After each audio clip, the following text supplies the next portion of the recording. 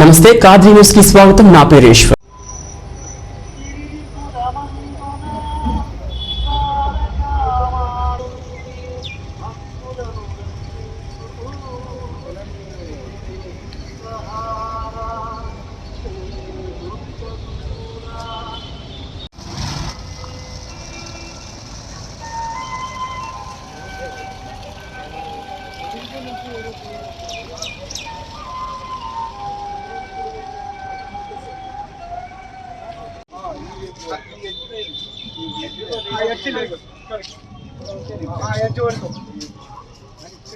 దీనికి సార్ ఇది ఈ లెవెల్కే ఉండింది భూమి.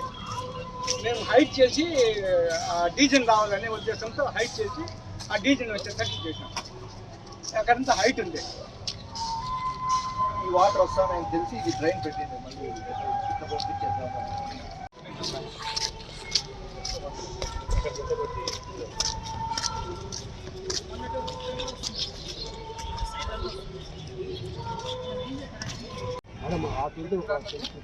ఇప్పుడు అయిపోయినా అక్కడి నుంచి రావాలి.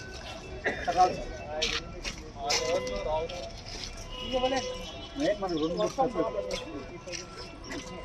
ఇక్కడ నుంచి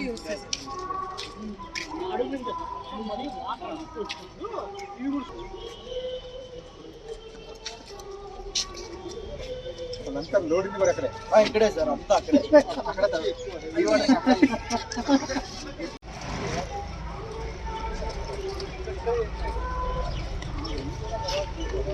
అదే సార్ టీటీడీ అదే టీటీడీ కూడా ఉంటుంది.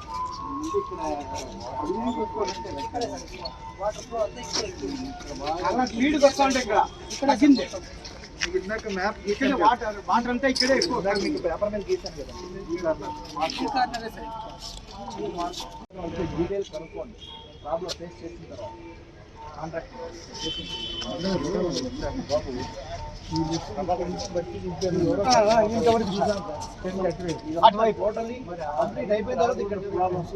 ఇక్కడ రావడం లేదు. ఇక్కడ వస్తుంది. ఇక్కడి నుంచి వస్తాను. ఇక్కడ రావడం ఇది చేయాలి. ఈ వాటరింగ్ వెళ్ళి ఇక్కడ తంగారు. ఇక్కడ నుంచి గలీజ్ అంతా అక్కడికి అవుట్ అక్కడికి కదా మొత్తం అంతా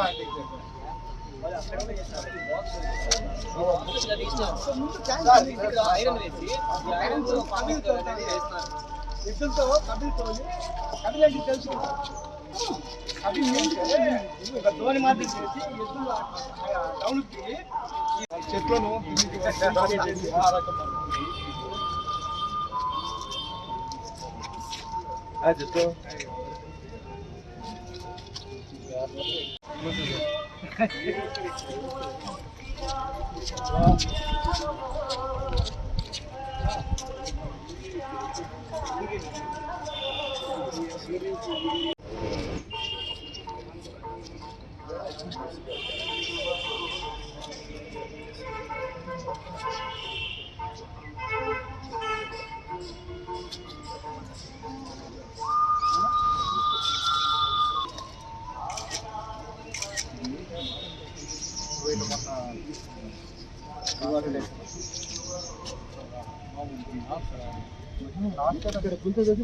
కాంక్రీట్ వేయడానికి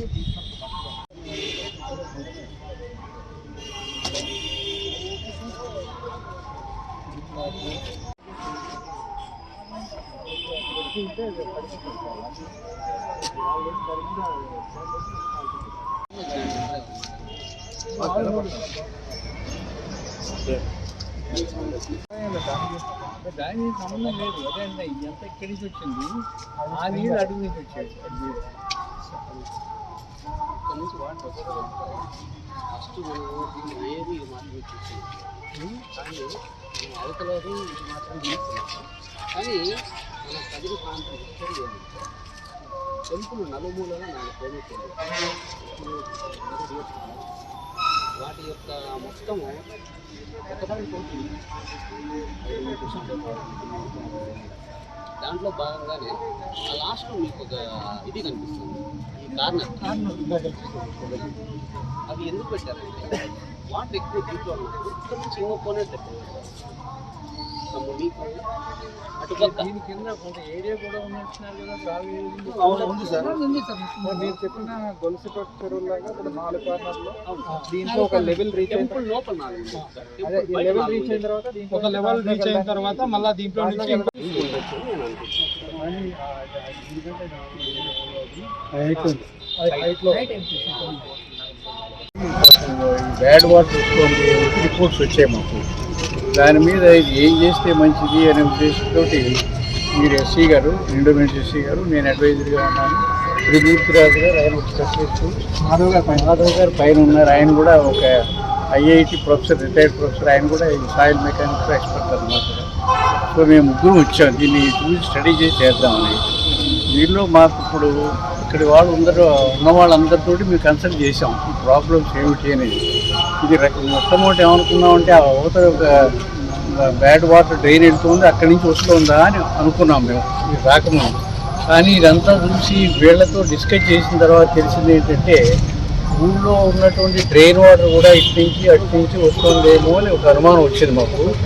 అది అప్పుడు అదే నిజమేమో అనిపిస్తుంది వాళ్ళు చెప్పింది. దీనిలోంచి వచ్చేది కాదు ఎక్కువ, ఎందుకంటే అది ఫ్లో అవుతుంది. ఫ్లోలో ఉన్నప్పుడు ఎక్కువ దాని నుంచి సీపేజ్ అవ్వడానికి ఛాన్స్ లేదు కానీ బట్ ఈ స్టాగ్నేటెడ్ వాటర్ ఉంటే ఎక్కువ వస్తుంది. ఆ స్టాగ్నేషన్ ఈ డ్రైన్ వాటర్ ఎక్కువ స్టాగ్నేట్ అవుతున్నట్టుగా మాకు కనబడింది ఇప్పటి వరకు. అది ఒకటి స్టడీ చేయడం. తర్వాత ఇంకొక ఆయన ఒక పాయింట్ కూడా చెప్పారు. దీని పూర్వం ఆ టెంపుల్ ఏరియాలో 4-5 చెరువులు ఉండేవండి, అలాగే బయట చెరువు ఉండేది. దానికి దీనికి కూడా లింక్స్ ఉన్నాయి, కనెక్షన్స్. దానివల్ల ఏమైనా వస్తుందేమో అది కూడా స్టడీ చేయండి అన్నారు. అదే భావనే ఉంది, అది కూడా స్టడీ చేస్తామని చెప్పాము. అదే రకంగా ఇంకొక ఆయన ఏం చెప్పారంటే ఆ వాగు పూర్వం 150 అడుగులు వెడల్పు ఉంది, ఇప్పుడైతే చిన్నది అయిపోయింది. ఆ 150 అడుగులు వెడల్పు వాగు ఒకవేళ దీని మధ్య నుంచి కూడా పోయిందేమో తెలియదు అప్పుడు, కొన్ని వందల సంవత్సరాల క్రితం. అందుకని ఇవన్నీ కూడా చేసి దాని యొక్క ఎఫెక్ట్స్ ఏమైనా ఉన్నాయా ఇప్పుడు అనే అనుమానం కూడా ఒకటి వస్తుంది. సో ఆ పాత రికార్డ్స్ ఏమైనా దొరికితే అవన్నీ చూసి స్టడీ చేసి అప్పుడు ఒక లైన్కి వద్దామని చెప్పి అది చెప్తాం. మురుగు నీళ్ళు ఇదేది కలవకుండా ఆ యొక్క పుష్కరిని ఇది శాంతితోనే కాపాడాలా, ప్లస్ చుట్టూ ఏది చేరకుండా చేయాలి. ఇంకొక సంవత్సరంలో ఒకసారి స్వామి ఇక్కడికి వస్తారు. భృగు తీర్థం అని దీనికి విశేష నామధేయం. భృగు మహర్షి ఆరాధన చేసినటువంటి దేవుడిన ఆ భృగు తీర్థం ఆయన తపశ్శక్తి చేత తీర్థరాజాన్ని ఏర్పాటు చేసి స్వామివారికి ఆరాధన చేసినందుకు ఐతిహ్యం. ఆ యొక్క భృగు తీర్థంలో స్వామివారిని సంవత్సరంలో ఒకరోజు వచ్చి చక్రస్నానం అయితే స్వామివారికి అభిషేకం జరుగుతుంది, ఉత్సవం ఉంటుంది. ఆయనకి ప్రత్యేకంగా స్నాపన మంటపం అని మనం ఇక్కడ పిల్లర్లు వేసి ఒక మంటపం ఇక్కడ ఇది తింటూ తీసివేసి ఇదంతా రిమూవ్ చేసేసి ఒక మంటపం అడిగి ఉంటుంది. అప్పట్లో అడిగున్నాము మంటపం చేయించండి స్వామి. అవును స్వామి, అలాంటిదైనా తిరుమలలో వరాహస్వామి వరాహస్వామి కూడా ఆ యొక్క వాయు మూలంలో ఉండింది మలయప్ప స్వామి తిరుమలలో. మన స్వామికి అక్కడ స్థలం లేదు కాబట్టి మనం ఇక్కడ మనకి స్థలం ఉంది కాబట్టి స్వామి మనం స్వామికి అభిముఖం ఇట్లా పెట్టి చేయవల, తూర్పు అభిముఖంగా పెట్టి చేయవల. మనం మంటపం అనేది మనం ఎక్కడైనా అరేంజ్ చేసుకోవచ్చు. కాకపోతే ఈ దిశలు చాలా ప్రశస్తం, వాయువ్యం ఈశాన్యం. ఇక్కడ మూడులో స్వామి స్నపన మంటపం పెట్టి చేయండి అట్లా అని చెప్పినాను.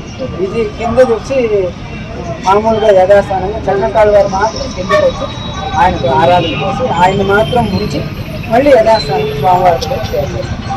ఇట్లయితే కాలాంతరంగా దేవుణ్ణి పిలిచే ఇది కూడా ఉండదనేసి నా అభిప్రాయం.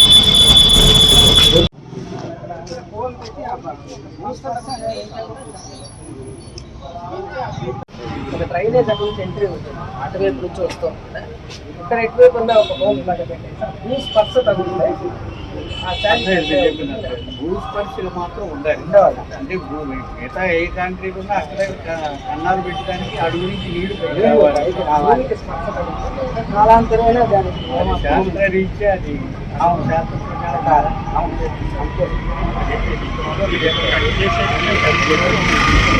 అక్కడక్కడ హోల్స్ పెట్టినా సార్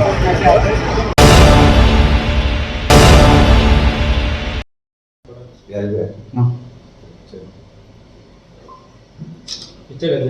రోజున గ్రామ కమిటీల నుంచి కూడా అందరూ గవర్నర్కు ఒక వినతి పత్రం ఇస్తున్నారు. ఈ రాష్ట్రంలో అసలు లా అండ్ ఆర్డర్ ఉందా? 14 ఏళ్ళు ముఖ్యమంత్రిగా చేసినటువంటి వ్యక్తి ప్రధాన ప్రతిపక్ష నాయకుడు ఇంటి మీదకే, అందులో నిత్యము విఐపీలు సంచరించేటువంటి ప్రాంతం, విఐపీ జోన్గా ఉన్నటువంటి ప్రాంతంలోనే జెడ్ ప్లస్ కేటగిరీలో ఉన్నటువంటి నాయకుడి ఇంటి మీదకి రకంగా ఉంటే ఇక సామాన్యుల పరిస్థితి ఏమి, శాంతి భద్రతల పరిస్థితి ఏమని చెప్పేసి తీవ్రంగా పరిగణిస్తున్నాము. అంతేకాదు బీసీ నాయకుడైనటువంటి అయ్యన్న పాత్రుడి గారి మీద అవాకులు చవాకులు మాట్లాడుతూ వచ్చినారు. చెత్త మీద పన్నేసేటువంటి ప్రభుత్వం గతంలో చరిత్రలో ఎప్పుడైనా ఎక్కడైనా ఉందా అని చెప్పేసి మళ్ళీ ప్రశ్నిస్తాం. చెత్త మీద పన్నేసేటువంటి ప్రభుత్వాన్ని చెత్త ప్రభుత్వము, అటువంటి ముఖ్యమంత్రిని చెత్త ముఖ్యమంత్రి అనక ఇంకేమంటారో వాళ్ళ విజ్ఞతగా వదిలేస్తాను. మరి ఆ రంగా స్పందించేటువంటి తీరుని తీవ్ర స్థాయిలో తప్పు పడుతున్నాము. పక్షాలు మారిపోతే అధికార పక్షం ప్రతిపక్షం అధికార పక్షంలోకి రాగానే మీ మాట తీరు, మిమ్మల్ని ఎవరు, మీ ప్రవర్తన ఎంత మేరకు మారిపోయినా ప్రజలందరూ గమనిస్తారని సందర్భంగా తెలియజేస్తున్నాం. ఇకపోతే ఉపాధి హామీ పథకం అనేది మహాత్మా గాంధీ ఉపాధి హామీ పథకం ఎంఎన్ఆర్ఈజీఎస్ ఏదైతే ఉందో, పేద ప్రజలు దినకూలీలకు ఒక వరంగా ఖచ్చితంగా 100 రోజులు పని దినాలు కల్పించాలని ఒక సత్సంకల్పంతో చేసినటువంటి ఈ పథకం. ఈ పథకంలో పనులు చేయించేసి ఆయా ప్రాంతాల్లో కావచ్చు, ఆయా రాష్ట్రాల్లో కావచ్చు, ఈ దేశంలో కావచ్చు ఒక సంపదను సృష్టించాలని ఒక ఆలోచన కేంద్ర ప్రభుత్వం చేస్తే సంపదగా మార్చేటువంటి కార్యక్రమం మొట్టమొదటిసారిగా ఆంధ్రప్రదేశ్ రాష్ట్రంలో నవ్యాంధ్రప్రదేశ్ ఏర్పడిన తర్వాత మొట్టమొదటి ముఖ్యమంత్రి గారు చంద్రబాబు నాయుడు గారి ఆలోచన విధానంలో భాగంగానే చెరువు మరమ్మతులు కావచ్చు, చెరువు కట్టల మరమ్మతులు కావచ్చు, క్యాస్కేడింగ్ ఆఫ్ ట్యాంక్స్ కావచ్చు, కెనాలు కావచ్చు, ఉడికితీత కావచ్చు, అదే రకంగా బిల్డింగ్స్ కావచ్చు అనుసంధానం చేస్తూ పెద్ద ఎత్తున ఒక అసెట్స్ క్రియేట్ చేస్తూ వచ్చినటువంటి పరిస్థితులు గత ప్రభుత్వ హయాంలో జరిగినాయి. ఈ రోజున రాష్ట్ర వ్యాప్తంగా కూడా గ్రామ స్థాయిలో నాయకులతో మాట్లాడుతూ ఉంటే, ప్రజలతో మాట్లాడుతూ ఉంటే కొత్త విషయాలు తెలుస్తూ వస్తున్నాయి. కదిరి నియోజకవర్గంలో నమ్ములు పూలకుంట మండలంలో వెలిచెలమల గ్రామం, అదే రంగా పక్కన ఉన్నటువంటి వడ్డిపల్లి, అక్కడ ఉన్నటువంటి 3 పంచాయతీల్లో కూడా వెస్ట్నడింపల్లి, ఈ పంచాయతీలంతా గమనించినప్పుడు పెద్ద ఎత్తున అవినీతికి పాల్పడినటువంటి ఘటనలు జరుగుతూ ఉన్నాయి. ప్రతి మనిషి అంటే ఒక కూలి పోకుండా పోయినట్టు చూపించడానికి వారానికి 400 రూపాయలు చెల్లిస్తున్నాడు ఫీల్డ్ అసిస్టెంట్. ఆ ఫీల్డ్ అసిస్టెంట్ 400 రూపాయలు తీసుకొని అసలు పనే జరగకుండా జరిగినట్టు చూపిస్తూ ఉన్నారు. దీంట్లో 1400 1500 ఆ కూలీకి వస్తే 400 రూపాయలు అంటే దాదాపు 2 లక్షల రూపాయలు ప్రతి వారం కూడా కలెక్ట్ చేస్తున్నటువంటి పరిస్థితి ఒక్కొక్క ఫీల్డ్ అసిస్టెంట్ దగ్గర ఉంది. అంటే ఎంత పెద్ద ఎత్తున ఉపాధి హామీ నిధులు దోపిడీకి గురవుతా ఉన్నాయి. అవినీతి చేయడంలో అన్నవేసిన చెయ్యి వైఎస్ఆర్సీపీ పార్టీ కావచ్చు, ఆ నాయకులు కావచ్చు అని తెలియజెప్పడానికి ఇంతకంటే మంచి ఉదాహరణ లేదని చెప్పి సందర్భంగా తెలియజేస్తున్నాం. ఈ రోజున సెంట్రల్ కమిటీ వస్తోంది, సెంట్రల్ విజిలెన్స్ కమిటీ వస్తోంది. ఒకటి ఈ ఉపాధి హామీ పనుల్లో అవకతవకలు జరిగినాయని చెప్పేసి ఆలోచన చేసి వారి ప్రయత్నంగా అక్కడ ఉన్నటువంటి ఆ ప్రాంత రైతులు కావచ్చు, దినకూలీలు కావచ్చు, తెలుగుదేశం పార్టీ నాయకులు కూడా కావచ్చు ఒక వినతి పత్రం ఇవ్వాలనే ఆలోచనతో వస్తే అది ఆ కార్యక్రమం రేపు నెక్స్ట్ వీక్ వచ్చే వారానికి పోస్ట్పోన్ అయినటువంటి సందర్భంలో ఈరోజున మీ ముఖంగా సంబంధిత అధికారులకు తెలియజేసే ప్రయత్నం చేస్తున్నాం తెలుగుదేశం పార్టీ కదిరి నియోజకవర్గంలో. ఈ రకంగా పేదలకు చెందాల్సినటువంటి డబ్బు నిజంగా కష్టం చేసి పనిచేసి కూలి లేనటువంటి వాళ్ళు 100 రోజులు కూలి కల్పించాలనే ఒక భారత ప్రభుత్వ ఆలోచనని, ఒక సత్సంకల్పాన్ని ఈ రకంగా అవినీతికి అడ్డాగా మారుస్తున్నటువంటి ఘనత ఈ పాలకులకే దక్కుతుందని చెప్పి సందర్భంగా తెలియజేస్తున్నాము. దీని మీద కలెక్టర్ గారి దృష్టికి కూడా తీసుకుపోతాం వచ్చే రోజుల్లో. ఇది ఏదో కదిరి నియోజకవర్గానికి పరిమితమైందని చెప్పేసి నేను అనుకోవడం లేదు. రాష్ట్ర వ్యాప్తంగా కూడా వైసీపీ నాయకుల కనుసన్నల్లో ఇంకా పై స్థాయి నాయకులు కూడా కనుక్కుంటాను స్లోగా. అంటే ఒక ఎమ్మెల్యే స్థాయి వ్యక్తుల ప్రమేయం ఎంత మేరకు ఉంది, వాళ్ళకి ఎంత 2 లక్షల రూపాయలు ఒక్కొక్క ఫీల్డ్ అసిస్టెంట్ అంటే it's not a small amount. It will be creeping up to crores of rupees. చాలా పెద్ద మొత్తాలే ఉంటాయి. ఎవరెవరికి ఎంతెంత మేర కమిషన్ల రూపంలో ముడుపులు చెల్లిస్తున్నారో వచ్చే రోజుల్లో దాదాపు సాక్ష్యాలతో సహా నిరూపించేటువంటి పరిస్థితుల్లోకి తెలుగుదేశం పార్టీ పనిచేయబోతోందని చెప్పేసి కూడా ఈ సందర్భంగా తెలియజేస్తాను. అవెన్యూ ప్లాంటేషన్ అసలు మొక్కలు పెట్టకుండానే మొక్కలు పెట్టినట్టు బిల్లులు చేసుకొని డబ్బులు తినేసినటువంటి ఘటనలు అన్ని చోట్ల జరుగుతూ ఉంది. వీళ్ళ ఆలోచన విధానం ఒకటే, ప్రజలు ఓట్లకు డబ్బులు ఇస్తే ఓట్లు వేస్తారు, భవిష్యత్తులో ఎంత అయినా ఒక ఓటుకు డబ్బు పంచాలనే ఆలోచనతో చేస్తున్నటువంటి కార్యక్రమం ఇది.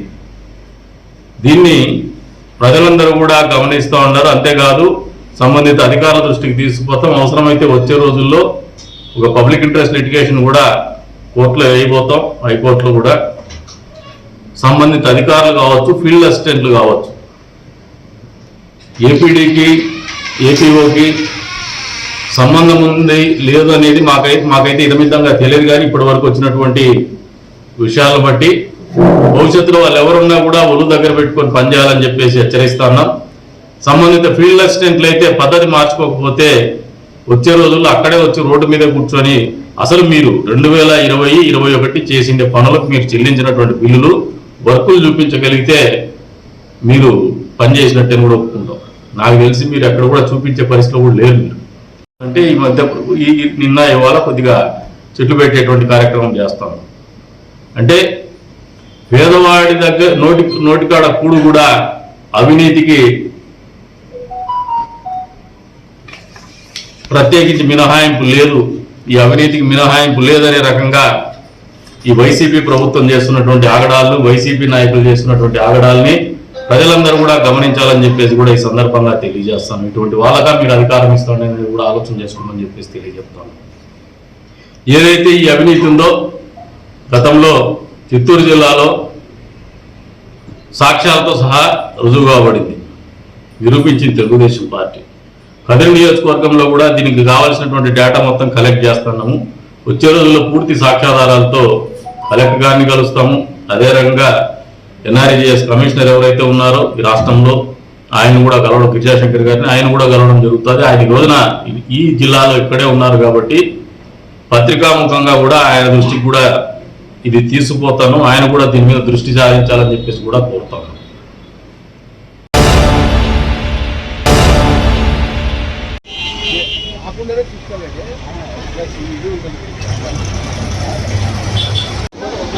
నమస్తే.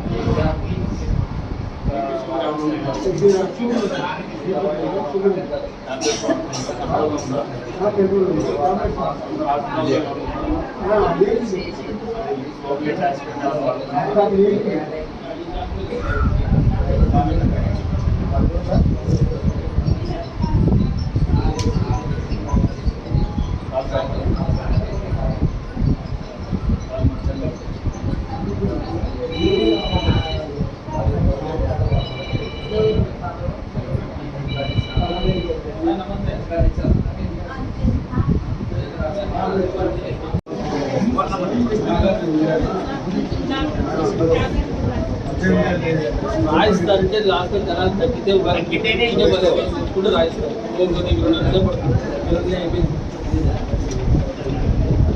ఈరోజు గదిరి పెన్షనర్స్ ఆధ్వర్యంలో కర్నూలు శ్రీచక్ర హాస్పిటల్ వారి ఆధ్వర్యంలో డాక్టర్ విజయ్ కుమార్ రెడ్డి గారు ఇక్కడ క్యాంప్ మా రిక్వెస్ట్ మీద క్యాంప్ అరేంజ్ చేశారు. కదిరి 10 మండలాల్లో ఉన్న ఉద్యోగులు, రిటైర్డ్ ఎంప్లాయీస్, వారి కుటుంబ సభ్యులు ఈ క్యాంపులో పాల్గొన్నారు. దాదాపు ఒక 50 మంది దాకా ఈ క్యాంపుకు అటెండ్ అయ్యారు. ముఖ్యంగా సింగిల్గా హాస్పిటల్ పోలేక అనే పరిస్థితుల్లో ప్రతి ఒక్కరూ ఏ హాస్పిటల్కి పోవాలా, ఎక్కడ పోవాలని ఆలోచన టైంలో మేము ఈ క్యాంప్ అరేంజ్ చేయడం జరిగింది. ఈ ముఖ్య ఉద్దేశం ఏమంటే కర్నూలు వారు చాలామందిని ఇక్కడ నుండి కదిరి నుండి సింగిల్గా పోయి ఆపరేషన్ చేసుకొని వచ్చారు. కానీ ఇది క్యాంపు పెట్టిన వల్ల ఒకేసారిగా 10 మంది సెలెక్ట్ అయితే వాళ్ళు ఇక్కడ నుండి తీసుకెళ్ళి ఆపరేషన్ చేయించి మళ్ళీ వాళ్ళు ఇక్కడ తీసుకొచ్చే ప్రోగ్రాం పెట్టారు. కాబట్టి ఇది చాలా ఆపరేషన్ చేసుకోవడానికి చాలా అనుకూలమైన మేము భావించి ఇప్పుడు ఈ కార్యక్రమం ఏర్పాటు చేయడం జరిగింది. మరి చాలా బాగా స్పందన ఉంది ఈ క్యాంపుకు. మరి ఇట్లాంటి క్యాంపులు సెలెక్ట్ అయితే నెక్స్ట్ ఐ క్యాంప్ కానీ తర్వాత హార్ట్ సంబంధించిన క్యాంప్ కూడా పెట్టాలని చెప్పి మేము ఆలోచిస్తాం. మరి ఈ రోజైతే మాకు మంచి స్పందన వచ్చింది మోకాల్ ఆపరేషన్ సర్టిఫికెట్స్కు. కాబట్టి రాబోయే కాలంలో ఇంకా ఇట్లాంటి క్యాంపులు కండక్ట్ చేయాలని మేము అనుకుంటున్నాం.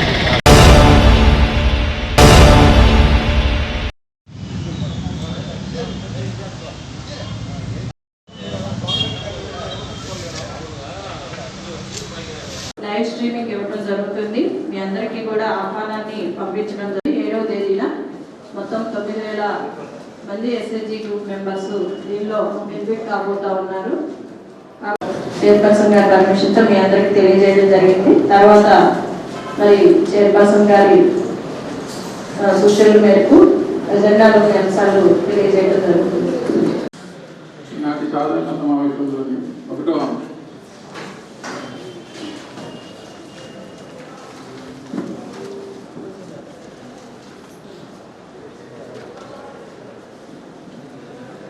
రెండవ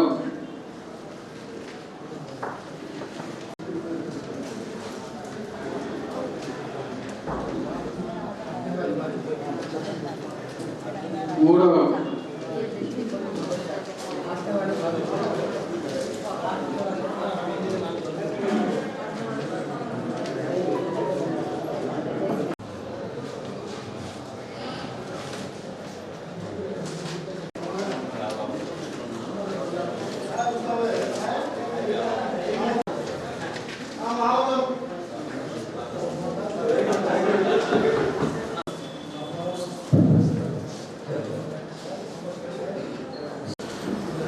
అధ్యక్ష, ఈ దినం కదిరిలో కొన్ని సచివాలయ సిబ్బంది అత్యుత్సాహం చూపిస్తూ అనర్హులను పెన్షన్లు ఏరివేయండి అని చెప్పేస్తే వాళ్ళు పెన్షన్ల ప్రాతిపదికన దాదాపు 100 పెన్షన్లకు 25 పెన్షన్లు టీకేలు అనే ఉద్దేశంతో మాత్రమే సరైన సహేతుకమైన కారణాలు చూపించకుండా వాళ్ళ ఇష్టానుసారము తీసేస్తా ఉన్నారు. ఇది ఏమని అడిగితే లేదు మీకు ఎక్కువ ఆస్తులు ఉన్నాయి, లేకపోతే మీ ఇళ్లలో సంపాదించే వాళ్ళు ఎక్కువ ఉన్నారని చెప్పేసి పీకేయడం జరుగుతూ ఉంది. అంటే మీరు బీపీఎల్ కాదు, బిలో పావర్టీ లైన్ కాదు, మీ ఇన్కమ్ ఎక్కువగా ఉంది అని మనం నోటీస్ ఏమైనా ఇచ్చినట్లయితే దానికి వాళ్ళు రిప్లై ఇచ్చినట్లయితే విత్ దేర్ డాక్యుమెంట్స్ వాటిని కన్సిడర్ చేయడం జరిగింది. మళ్ళీ వెల్ఫేర్ సెక్రటరీ లైన్లో వాటిని అప్లోడ్ చేసి ఎలిజిబుల్ చేయడం జరిగింది. ఇంప్లిమెంట్ అవుతా ఉన్నాయా ఇటువంటి ఏ ఇన్ఫర్మేషన్ కూడా కౌన్సిలర్కి ఎక్కడ కూడా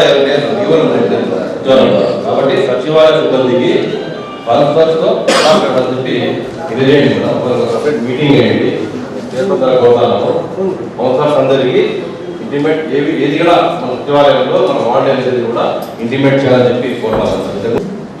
మేడం, మా సచివాలయంలో శానిటేషన్ ఎవరైతే చూస్తున్నారో శానిటైజర్ ఉన్నారా?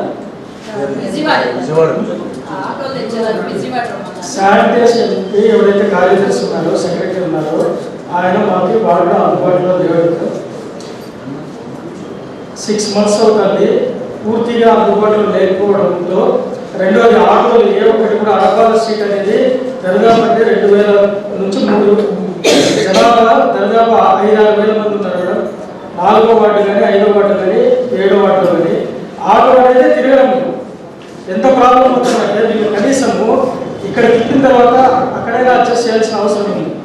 మేడం 4-5 రోజుల్లో మీరు ఈ కార్యక్రమానికి ప్లాస్టిక్ కవర్ బ్యాన్ చేస్తే మన మున్సిపాలిటీకి అర్థం ఈ డ్రైనేజ్ ప్రాబ్లం కానీ ఈ చెత్త కానీ ఈ అంగళ్ళలో వచ్చి విపరీతంగా చెత్త రోడ్లు వేస్తున్నారు మేడం. అది కూడా మార్నింగ్ మన శానిటరీ సెక్రటరీ వెళ్ళి కొద్దిగా ఫైన్ వేస్తే కొద్దిగా శానిటేషన్ బాగుంటుందని చెప్పి చైర్పర్సన్ గారు మీకు తెలియజేస్తున్నారు. మరియు ఈ మున్సిపాలిటీ డాక్టర్లలో చెత్త ఇవ్వాల్సి కోరుతున్నాను మేడం. అట్లే జిమాన్ సర్కిల్లో ట్రాన్స్ఫార్మర్ ఉంది మేడం. అక్కడ ఒక మార్కెట్ ఉంది మేడం, ఫిష్ మార్కెట్. ఆ వీధికి ఎదురుగానే పెట్టుకుంటాడు మేడం. వాడి షాపు ఉంది, వాడి షాపు వదిలేసి పక్కన పెడతాడు మేడం. వీధి పక్కన బండి పెడతాడు మేడం చేపల మార్కెట్. ఆ డస్ట్ మొత్తము, ఆ గలీజ్ మొత్తం వీధిలోకి వస్తుంది. ఆ పోయే వాళ్ళని వాసన, మళ్ళీ దాని పక్కన ఒక చెత్త ఒకటి. దీనివల్ల ప్రజలు చాలా ఇబ్బంది పడుతున్నారు మేడం. దయచేసి దాన్ని క్లియర్ చేయాల్సిందే కోరుతున్నాను మేడం. ప్రజల ఆరోగ్యం ముఖ్యమా చెప్పండి. ఎక్కడ చూసి నిండిపోయింది. ఎన్నిసార్లు చెప్తే కూడా 20 మంది 18 పోతారు, 2 ట్రాక్టర్లు ఆడ చెట్లు పెరిగేది ఎత్తేది అదే పని. ఏ పల్లె అది అవసరమా? ఇది అవసరం చెప్పండి. అది ఏం పల్లె? అక్కడ పోయి 20 మంది 2 ట్రాక్టర్లు, ఆ 30 మంది ఎక్కడ తీసుకున్నారు. ఆ 30 మంది ఎప్పుడు అక్కడే చేసేది పని. 90% పెన్షన్ కూడా ఇచ్చేస్తున్నారు. మాట్లాడారు నాతో. నేను కూడా ఒకసారి సెట్ వాళ్ళతో మాట్లాడతాను. వాళ్ళ నోటీస్ తీసుకెళ్తాను. ఇచ్చేసిన అందరికీ కౌన్సిలర్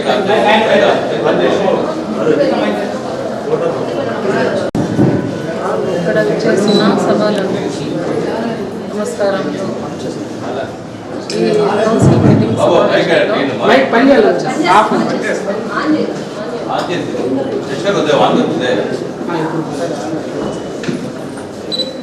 కౌన్సిల్ మీటింగ్కి వచ్చిన సభ్యులందరికీ, కౌన్సిలర్లకి, కమిషనర్ గారికి, మీడియా మిత్రులకి అందరికీ ధన్యవాదాలు. ఈరోజు కౌన్సిల్ మీటింగ్ సమావేశం ప్రశాంతంగా జరిగింది. ధన్యవాదాలు. Thank you. మా వార్డులో గత 10 సంవత్సరాలుగా రాధాకృష్ణ ఇంట్లో కావాల్సినంత ఎక్కువగా ఉంది. ఈ సమస్యను మన సుందరెడ్డి గారి దృష్టికి తీసుకెళ్లడం జరిగింది. దీన్ని పరిష్కరించినారు. దానికి థ్యాంక్ యూ తెలుపుకుంటున్నాను. అలాగే కమిషనర్ గారికి, ఏఈ గారికి, డిఈ గారికి, ముఖ్యంగా మన రాజా అన్న గారికి థ్యాంక్స్ తెలుపుకుంటున్నాను. థ్యాంక్ యూ అన్న. Thanks for.